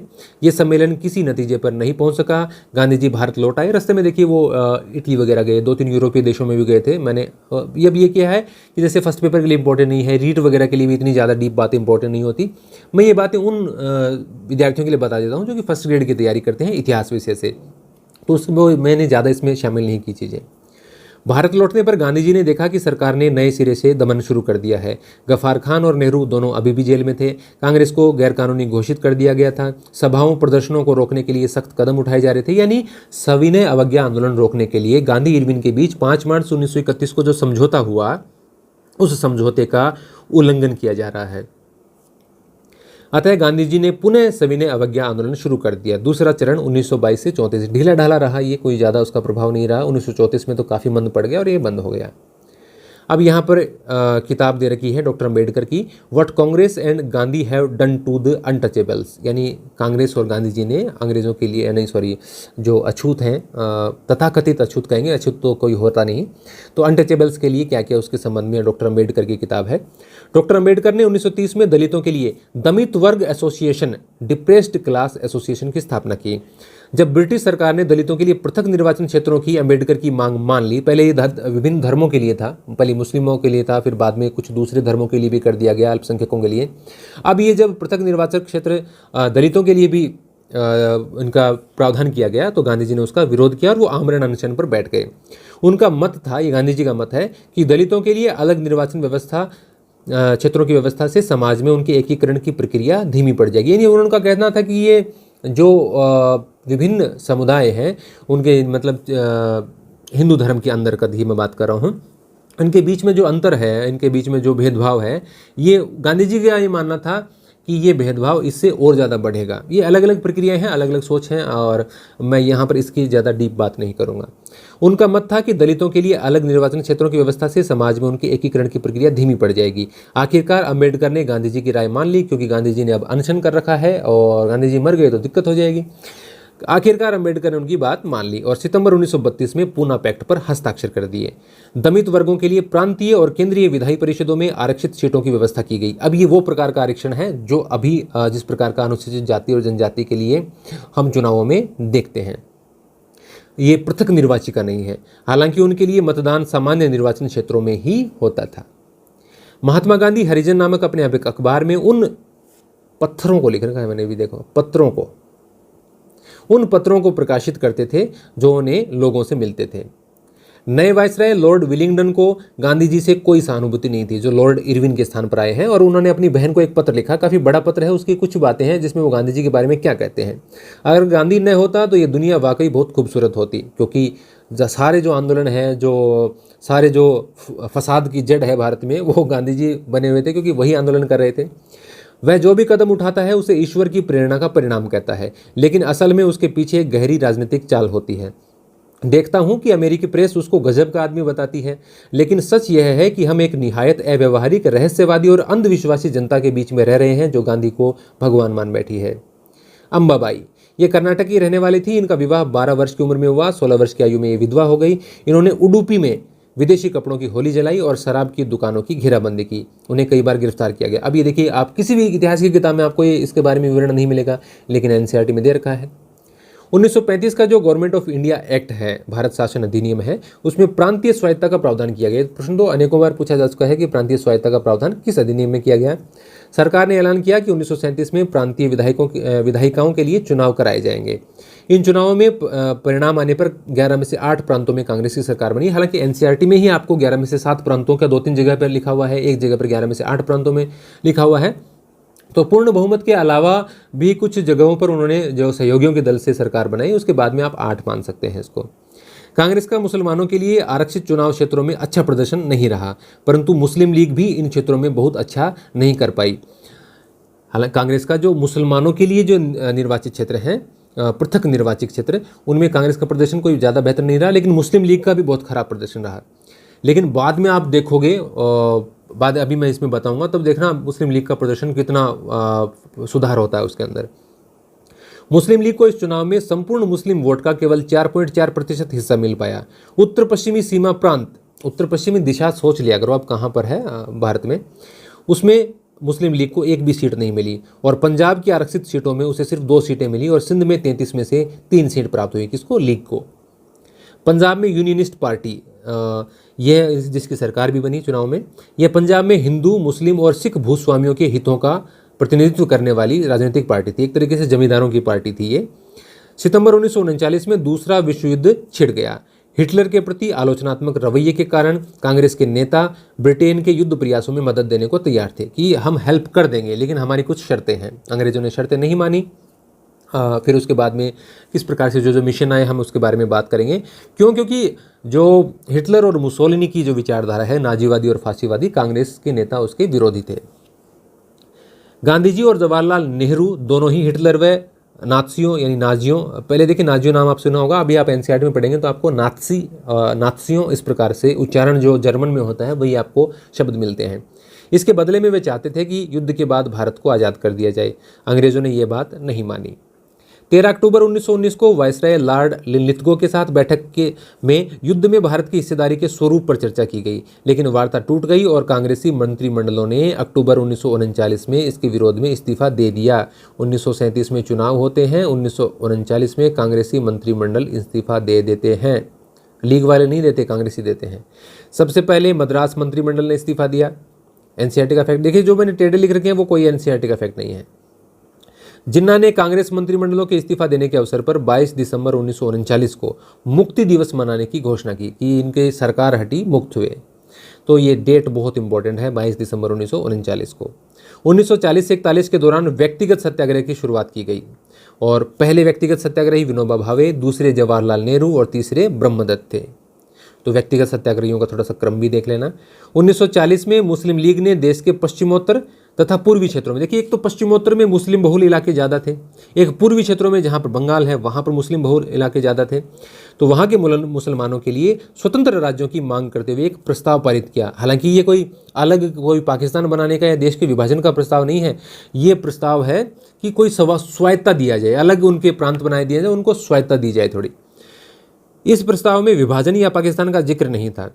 इस प्रस्ताव को लिखने वाले कौन थे? पंजाब के प्रधानमंत्री और यूनियनिस्ट पार्टी के नेता सिकंदर हयात खान। वो क्या कहते हैं देखिए, मार्च 1941 को पंजाब असेंबली को संबोधित करते हुए सिकंदर हयात खान कहते हैं कि वह ऐसे पाकिस्तान की अवधारणा का विरोध करते हैं जिसमें यहाँ मुस्लिम राज होगा और बाकी जगह हिंदू राज होगा। अगर पाकिस्तान का मतलब यह है कि पंजाब में खालिस मुस्लिम राज्य कायम होने वाला है तो मेरा उससे कोई वास्ता नहीं है। 1930 के दशक के आखिरी सालों से ही लीग मुसलमानों और हिंदुओं को अलग अलग राष्ट्र मानने लगी थी। अलग अलग ये दो विचारधाराएं आप कह सकते हैं। मोहम्मद अली जिन्ना का कहना था कि अगर मुसलमानों को केंद्रीय सभा में आरक्षित सीटें दी जाएं और मुस्लिम बहुल प्रांतों जैसे बंगाल और पंजाब में मुसलमानों को आबादी के अनुपात में प्रतिनिधित्व दिया जाए तो वे मुसलमानों के लिए पृथक निर्वाचिका की मांग छोड़ने के लिए तैयार हैं।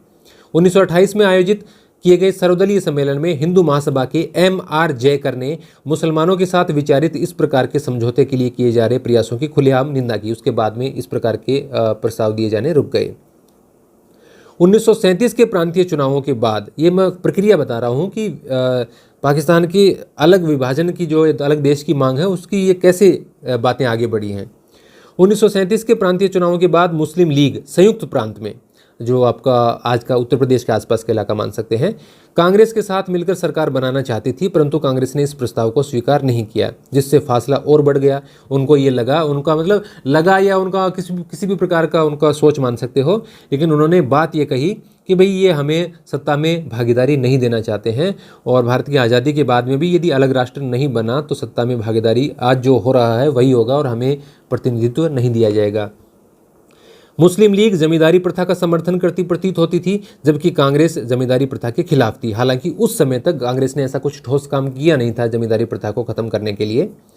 1930 में मुस्लिम लीग के अध्यक्षीय भाषण में मोहम्मद इकबाल ने, जो सारे जहां से अच्छा हिंदुस्तान हमारा लिखने वाला जो गीत लिखा था, उत्तर पश्चिमी भारतीय मुस्लिम राज्य की जरूरत पर जोर दिया। यानी एक अलग एक राज्य की कल्पना आप मान सकते हैं।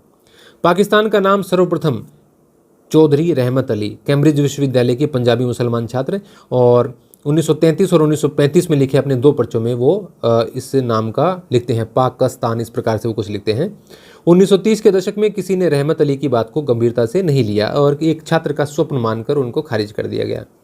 1920 के दशक के मध्य से कांग्रेस हिंदू महासभा जैसे हिंदू धार्मिक राष्ट्रवादी संगठनों के काफ़ी करीब दिखने लगी थी। कांग्रेस में एक धड़ा आप मान सकते हैं जो कि काफ़ी करीब था हिंदू संगठनों के, और उसके कारण मुसलमान कांग्रेस से धीरे धीरे दूर भी होने लगे और उसमें जो मुस्लिम लीग का दुष्प्रचार है उसकी भी आप भूमिका मानेंगे। लेकिन 1937 में मौलाना आज़ाद ने इस पर ध्यान आकर्षित करते हुए कहा कि भाई कांग्रेस ने ये रोक लगा रखी है कि मुस्लिम लीग का सदस्य कांग्रेस का सदस्य नहीं होगा, कांग्रेस के सदस्यों को मुस्लिम लीग में शामिल नहीं होना है, जबकि हिंदू महासभा में शामिल होने से आपने कोई मनाही नहीं है। उन्होंने कहा कि ये भाई ये एक 2 तरह की आपकी सोच हो गई कि आप एक मुस्लिम संगठन आप मुस्लिम लीग को मानते हैं उसमें तो अनुमति नहीं देते, जबकि एक हिंदू संगठन है हिंदू महासभा उसमें आप अनुमति देते हैं। तो कांग्रेस ने 1938 में ये ऐलान किया कि कांग्रेस के सदस्य हिंदू महासभा के सदस्य नहीं हो सकते। 1940 में ब्रिटेन में बनी सर्वदलीय सरकार में शामिल लेबर पार्टी के सदस्य भारतीय आकांक्षाओं के प्रति हमदर्दी रखते थे, यानी वो भारत की आज़ादी के पक्ष में थे। कौन सी पार्टी? Labour party. लेकिन वो सर्वदलीय कई दलों की मिलकर सरकार है, लेकिन सरकार का जो मुखिया है, जो प्रधानमंत्री है विंस्टन चर्चिल, वो कट्टर साम्राज्यवादी है, इंपीरियलिस्ट है। वो कहता है कि मैं इस साम्राज्य का विभाजन कैसे होने दूँ। क्या कथन कहता है वो? मुझे इसलिए सम्राट का सर्वोच्च मंत्री नियुक्त नहीं किया गया है कि मैं ब्रिटिश साम्राज्य के टुकड़े टुकड़े कर दूं, और भारत तो उनका मेन पार्ट है ब्रिटिश साम्राज्य का। फिर क्रिप्स मिशन भेजा जाता है। मार्च 1942 में स्टेफर्ड क्रिप्स के नेतृत्व में युद्ध में भारतीयों का समर्थन प्राप्त करने के लिए क्रिप्स मिशन को भारत भेजा गया, और अमेरिका वगैरह का जो सहयोगी देश है, मित्र राष्ट्र हैं, उनका दबाव है इंग्लैंड के ऊपर कि भारत से सहयोग लिया जाए। कांग्रेस ने वार्ता में कहा कि यदि धुरी शक्तियों से, देखिए एक तरफ तो मित्र राष्ट्र हैं, एक तरफ धुरी राष्ट्र हैं। धुरी राष्ट्र में आप जैसे जर्मनी मुख्यतः मान सकते हैं, लेकिन वहाँ पर रोम, बर्लिन, टोक्यो जैसे आपने धुरी पढ़ी होगी। इटली की राजधानी रोम हो गई, जापान की टोक्यो हो गई, और जर्मनी की बर्लिन हो गई। तो रोम, बर्लिन, टोक्यो धुरी के, तो ये धुरी राष्ट्रों से यदि मित्र राष्ट्र रक्षा चाहते हैं, तो भारत की रक्षा के लिए ब्रिटिश शासन कांग्रेस का समर्थन चाहता है, तो वायसराय को सबसे पहले अपने कार्यकारी परिषद में किसी भारतीय को एक रक्षा सदस्य के रूप में नियुक्त करना चाहिए। देखिए भारत पर भी खतरा है जापान की ओर से, और जापान की सेनाएं काफ़ी नज़दीक भी पहुंच गई थी। तो उन्होंने कहा कि युद्ध में यदि समर्थन चाहिए तो कम से कम एक तो बात ये करो कि जो एक रक्षा सदस्य वायसराय की कार्यकारी परिषद में भारतीय को नियुक्त करो, और इसी बात पर वार्ता टूट गई। गांधी जी ने क्रिप्स के प्रस्तावों को पोस्ट डेटेड चेक की संज्ञा दी है। ये मैंने अलग से पॉइंट लिखा क्योंकि ये तो बहुत इंपॉर्टेंट बात है। क्रिप्स मिशन पढ़ें और ये कथन नहीं पढ़ें तो कोई मतलब नहीं बनता फिर। तो पोस्ट डेटेड चेक, ऐसा चेक जिसकी तारीख बीत चुकी है। गांधी जी ने कौन से प्रस्तावों को कहा है? क्रिप्स मिशन के प्रस्तावों को। मुस्लिम लीग ने भी इसके प्रस्तावों को अस्वीकार किया। फिर आता है भारत छोड़ो आंदोलन 1942 में। 14 जुलाई 1942 को वर्धा में अपनी कार्यकारिणी में कांग्रेस कार्य समिति ने भारत छोड़ो प्रस्ताव पारित किया। 8 अगस्त 1942 को अखिल भारतीय कांग्रेस समिति ने बंबई के ग्वालियर टैंक मैदान में इस प्रस्ताव का समर्थन किया। देखिए यहाँ पर प्रस्ताव पारित किया है, फिर उसके बाद में दोबारा अखिल भारतीय कांग्रेस समिति का जो 8 अगस्त को, ये डेट याद रखो क्योंकि 9 अगस्त से तो आंदोलन सुबह शुरू ही होना था, तो 8 अगस्त को, और गांधी जी का करो या मरो वाला नारा है वो भी इसी दौरान दिया गया है। तो 8 अगस्त 1942 को अखिल भारतीय कांग्रेस समिति ने बंबई के ग्वालियर टैंक मैदान में इस प्रस्ताव का समर्थन किया। गांधी जी ने करो या मरो के नारे के साथ भाषण दिया और आंदोलन की रूपरेखा प्रस्तुत की। कम्युनिस्टों ने इसका विरोध किया। भारत छोड़ो का विरोध कौन कौन कर रहे हैं? कम्युनिस्टों ने विरोध किया। जिन्ना ने इसे क्या कहा है? हिमालय जैसी भूल करार दिया है, यानी बहुत बड़ी भूल है ये। डॉक्टर अंबेडकर ने कहा कि यह अनुत्तरदायित्वपूर्ण और पागल पर भरा कार्य है। तो ये कम्युनिस्ट, डॉक्टर अंबेडकर और जिन्ना भारत छोड़ो आंदोलन का विरोध कर रहे हैं। 9 अगस्त 1942 की सुबह ऑपरेशन जीरो ओवर के तहत सभी प्रमुख कांग्रेसी नेताओं को गिरफ्तार कर लिया गया, मतलब दिन निकलने से पहले ही उनको गिरफ्तार कर लिया गया। फिर भूमिगत रहकर कई कांग्रेस नेताओं ने इसका नेतृत्व संभाला, जैसे जयप्रकाश नारायण हैं, राम मनोहर लोहिया हैं, अरुणा आसफ अली हैं। लेकिन देश भर में आंदोलन का प्रसार हुआ। जयप्रकाश नारायण, अरुणा आसफ अली और राम मनोहर लोहिया ने आंदोलन की कमान संभाली, और बहुत सारी महिलाओं जैसे बंगाल से मातंगिनी हाजरा, एनसीईआरटी में है ये, असम में कनकलता बरुआ और उड़ीसा से रमा देवी ने सक्रिय भागीदारी निभाई। पश्चिम में सतारा और पूर्व में मेदिनीपुर बंगाल की ओर जैसे कई राज्यों में, जिलों में स्वतंत्र सरकार की स्थापना हुई। एक समानांतर सरकार जहां पर ब्रिटिशर्स को उन्होंने मतलब एक तरीके से हटा दिया और खुद की सरकार की स्थापना कर ली। और सतारा वाली सरकार है वो तो लास्ट तक चलती रही, 1946 तक, कांग्रेस के विरोध के बावजूद भी, कांग्रेस की असहमति के बावजूद भी बाद में चली वो। तो महाराष्ट्र के सतारा में 1943 में स्थापित समानांतर सरकार ब्रिटिश दमन और अंत में कांग्रेस की असहमति के बावजूद अक्टूबर 1946 के चुनावों तक चलती रही। जून 1944 में गांधी जी को रिहा कर दिया गया। गिरफ्तार कब किया गया था? वही 9 अगस्त की सुबह को। 1945 में ब्रिटेन में लेबर पार्टी की सरकार बनी। लेबर पार्टी भारतीयों की आज़ादी की समर्थक। यह सरकार भारत की स्वतंत्रता के पक्ष में थी। अब देखिए कुछ और यहाँ पर नाम दिए गए हैं एनसीईआरटी में। वीर लखन नायक, यह इसका नाम लक्ष्मण नायक है, एनसीईआरटी में वीर लखन नायक दिया गया है। उड़ीसा के एक जनजातीय नेता थे जिन्हें अंग्रेजों ने 1943 में फांसी दी। बाजी मोहम्मद, ये कांग्रेस के एक नेता थे और उड़ीसा के नबरंगपुर में कांग्रेस के अध्यक्ष थे। 1942 में उन्होंने हजारों लोगों के साथ सत्याग्रह किया था। सुभाष चंद्र बोस सहित कुछ और नेताओं की बात है यहाँ पर, शॉर्ट में दिया गया है, इनका काफ़ी विवरण छूट जाता है, लेकिन जो एनसीईआरटी में है वो तो हम पढ़ ही लेते हैं। समाजवादी विचार रखने वाले, आमूल परिवर्तनवादी, राष्ट्रवादी, सुभाष चंद्र बोस अहिंसा के गांधीवादी आदर्शों में विश्वास नहीं रखते थे। हालांकि राष्ट्रपिता के रूप में गांधी जी का वो सम्मान करते थे। कब कहा उन्होंने राष्ट्रपिता? जुलाई 1944 में रेडियो पर गांधी जी को राष्ट्रपिता उन्होंने संबोधित किया। 1938 में, ये देखिए एनसीईआरटी में नहीं है लेकिन मैंने यहाँ पर ऐड कर दिया क्योंकि ये तो बहुत जरूरी है। 1938 में कांग्रेस के हरिपुरा अधिवेशन में वो निर्विरोध अध्यक्ष चुने गए। लगातार 2 बार अध्यक्ष बने वो। 1938 में बने निर्विरोध। 1939 में त्रिपुरी में जो सम्मेलन हुआ उसमें चुनाव हुए हैं और चुनाव में कांग्रेस के जो गांधी जी के जो समर्थित उम्मीदवार हैं पट्टाभी सीतारामैया, उनको उन्होंने हराया चुनाव के अंदर, लेकिन कांग्रेस का एक बड़ा धड़ा उनके खिलाफ था तो उन्होंने तंग आकर बाद में इस्तीफा दे दिया। तो 1938 में कांग्रेस के हरिपुरा अधिवेशन में वो निर्विरोध अध्यक्ष चुने गए। मई 1939 में कांग्रेस के अंदर ही फॉरवर्ड ब्लॉक की स्थापना की गई, उनके द्वारा की गई। 1939 में त्रिपुरी अधिवेशन में गांधी जी के समर्थित उम्मीदवार पट्टाभी सीतारामैया को हराकर वे फिर से अध्यक्ष बने, लेकिन बाद में इस्तीफा दे दिया। जनवरी 1941 में उन्होंने बिना किसी को बताए कलकत्ता छोड़ दिया और जर्मनी के रास्ते होते हुए सिंगापुर पहुंचे। भारत को अंग्रेजों के नियंत्रण से मुक्त कराने के लिए उन्होंने वहां आज़ाद हिंद फौज, इंडियन नेशनल आर्मी INA का गठन किया। अब इसके गठन से संबंधित कुछ बातें हैं इस प्रकार की कि कैप्टन मोहन सिंह का क्या रोल है और इस प्रकार की रास बिहारी बोस से संबंधित, तो इतना डीप यहाँ पर NCERT में नहीं दिया गया है।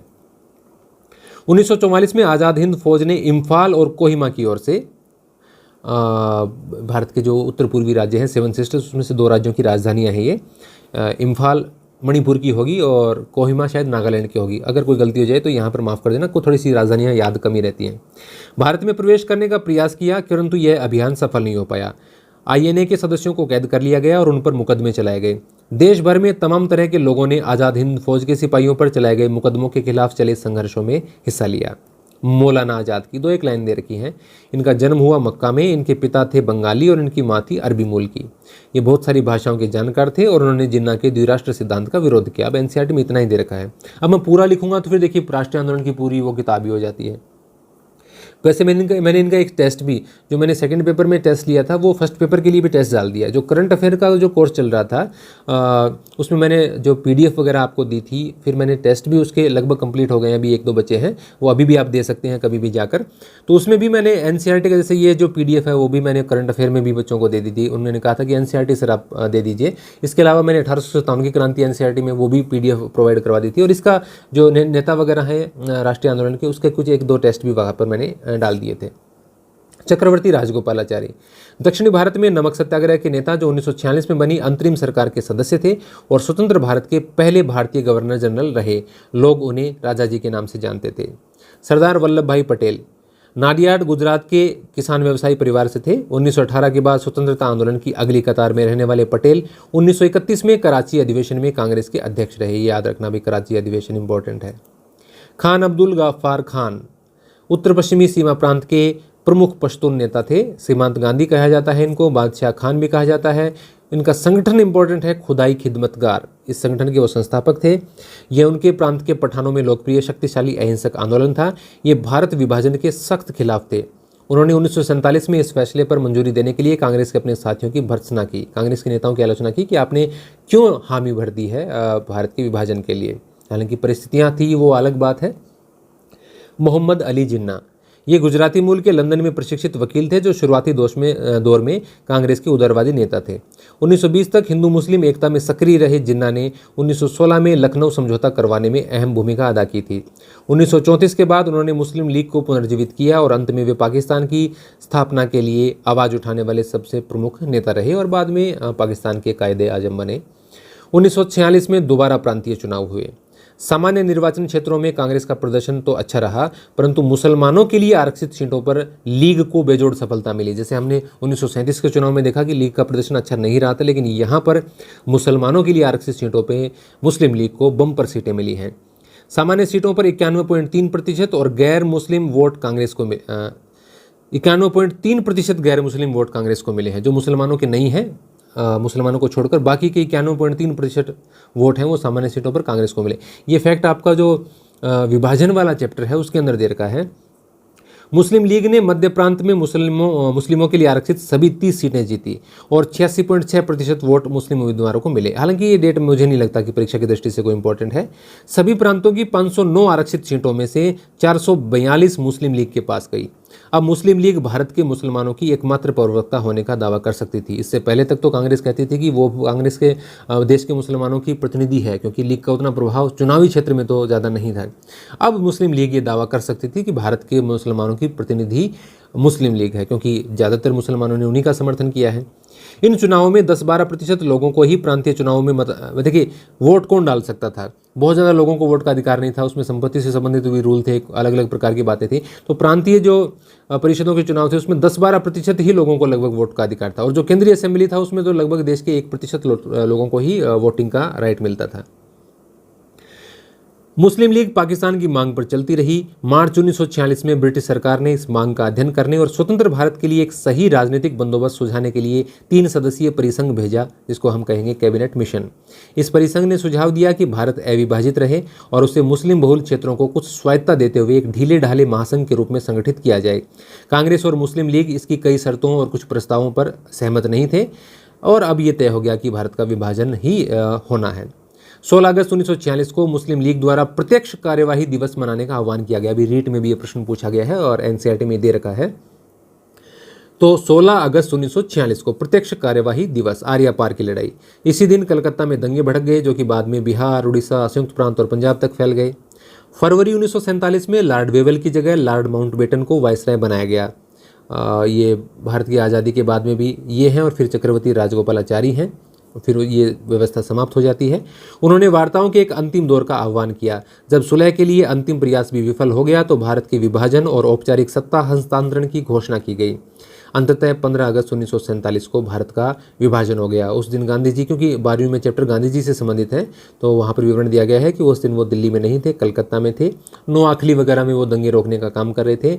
24 घंटे का उपवास रखा था 15 अगस्त को, और किसी भी आज़ादी के कार्यक्रम में उन्होंने हिस्सा नहीं लिया। बंगाल में शांति स्थापना के अपने अभियान चलाने के बाद में वो 9 सितंबर 1947 को दिल्ली पहुंचे। हालांकि वो ये भी चाहते थे कि वो पाकिस्तान जाकर भी ऐसा आह्वान करें कि दंगे न करें, लेकिन वो नहीं जा पाए वहाँ पर। देहलवी ने अपने संस्मरणों में लिखा है कि मुसलमान एक दूसरे से अब कहने लगे थे जब गांधी जी दिल्ली आए कलकत्ता से, कि अब दिल्ली बच जाएगी, क्योंकि काफ़ी दंगे हो रहे थे। 20 जनवरी 1948 को उन पर एक हमला हुआ। फिर 30 जनवरी 1948 को उन पर जो हमला हुआ उसमें वो मारे गए। नाथूराम गोडसे ने गोली मारकर उनकी हत्या कर दी। टाइम पत्रिका ने उनके बलिदान की तुलना अब्राहम लिंकन के बलिदान से की है। जवाहरलाल नेहरू ने राष्ट्रीय आंदोलन के दौरान उन्हें लिखे गए पत्रों का एक संकलन तैयार किया और उसे बंच ऑफ ओल्ड लेटर्स, पुराने पत्रों का पुलिंदा के नाम से प्रकाशित किया। A bunch of old letters Nehru की किताब है, लेकिन उसमें वो पत्र हैं राष्ट्रीय आंदोलन के दौरान वाले। और एक किताब दे रखी है लास्ट में, Gandhi in his time and ours, David Hardiman की एक किताब है, और जो बुक लिस्ट दी रहती है एनसीईआरटी में लास्ट में, वहाँ पर दिया गया है। तो ये इसका विवरण हो गया। अब देखिए, जो सेकंड ग्रेड में एसएसटी का जो पार्ट है हिस्ट्री वाला एनसीईआरटी से संबंधित, थर्ड ग्रेड में जो पार्ट है उसका एक अलग से मैं कोर्स 100-150 रुपये उसकी फ़ीस रखेंगे। अभी 5-7 दिन में, जैसे आज मैं रिकॉर्ड कर रहा हूँ, ये तारीख आज 6 सितंबर को, और 10 सितंबर के आसपास मैं वो कोर्स लॉन्च कर दूंगा, जिसमें इस प्रकार के जो भी आपके टॉपिक हैं एनसीईआरटी के। देखिए एनसीईआरटी के आप अलग अलग 6 से 12 की किताबें खरीदोगे तो 500-700 रुपये तो उसके आप में उसमें लग जाएंगे। फिर आप उसके नोट्स बनाओगे तो आपको किताबों में समझ नहीं आएगा क्या लिखें क्या छोड़ें। और मैं 100-150 रुपये में आपको 6 से 12 में जो भी इतिहास का मैटर है एनसीईआरटी का, वो कुछ एक पन्नों में आपको टाइप करके दे दूंगा। तो वो आपकी इच्छा है, आप चाहें तो हमारी एप्लीकेशन डाउनलोड करके देख सकते हैं। फर्स्ट ग्रेड के विद्यार्थी भी हमारी करंट अफेयर वगैरह की या मैथ्स का भी 185 रुपये का कोर्स है, बहुत ही रीजनेबल रेट में मैं रखता हूं, ताकि मेरा भी काम चलता रहे, विद्यार्थियों पर भी बोझ नहीं पड़े। वीडियो वगैरह आपको अच्छे लगते हैं तो लाइक कमेंट कर दिया कीजिए, अच्छे नहीं लगते हैं तो डिसलाइक कर दिया कीजिए। धन्यवाद।